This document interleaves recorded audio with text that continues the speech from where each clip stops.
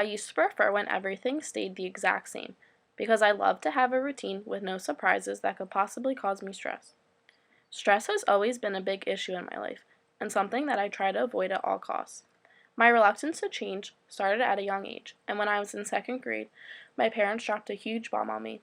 We were going to sell our house to move into a nicer one that my parents had been saving up for, which would result in me moving schools and having to make all new friends. The thought of leaving all of my friends behind terrified me, and I could not imagine leaving my elementary school to go somewhere else. I thought that nothing could compare to the house I was already living in or to the life that I was already living. As I look back on the process of moving out of my old house, I remember everything surprisingly pretty well. It all started when my parents sat down me and my brother to tell us the news. I was in shock, and a pit in my stomach formed at the thought of leaving my room behind. It was painted a light green with a pretty wallpaper border and white lace curtains. I loved to lay in my bed under my white canopy and pretend I was in a fort. I would make houses for my dolls in my closet and dance around the room listening to my Broadway Kids CD in my pink Hello Kitty CD player. I also thought of all my friends that I would be leaving at school. My three best friends at that time were Abby, Brianna, and Sarah. We were inseparable, and leaving them behind was going to be a big change for me. I looked at my mom and said, "Mom, why do we have to move? I like everything how it is now." My mom gave me a knowing look and replied by saying, "Well, this new house is going to be nicer, and the school you're going to be going to is better for your education. You're going to have the whole summer to make new friends and get settled in before school starts." I stormed off into my room with a huff and slammed the door shut behind me. As I paced around the room, I became more nervous about leaving everything behind and starting over. The days passed by, and my parents finally got someone to buy the house. Strangers were constantly walking through my room and the rest of the house with the realtor, as I would sit outside with my family, waiting for them to be done with the tour.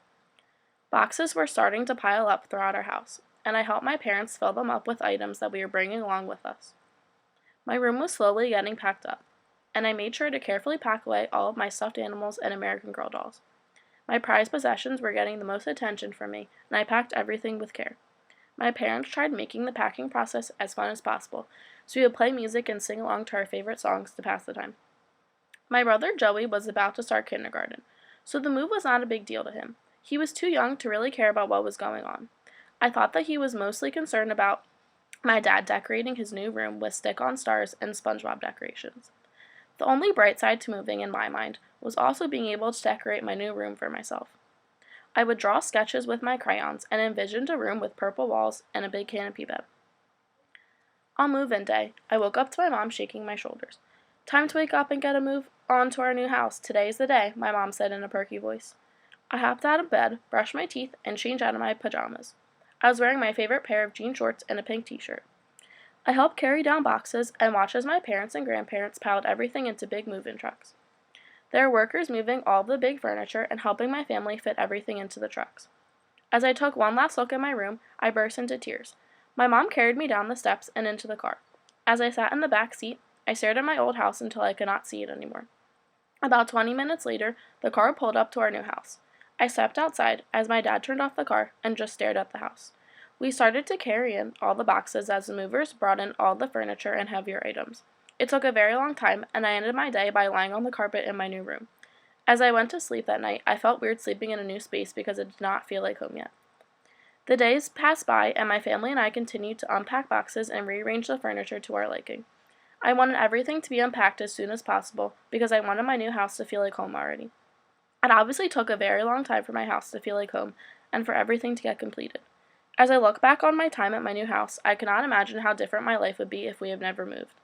If, for some idiotic reason, my parents had decided to stay at my old house because of my reluctance to move, there would not be a single aspect of my life that would be the same. I cannot imagine having different friends or going to a different high school because my time there was amazing. Take a step back and think about all the times that you did not want something to change, but it ended up turning out greatly. All the changes in life shape the person you are today, and they should be embraced, not pushed away.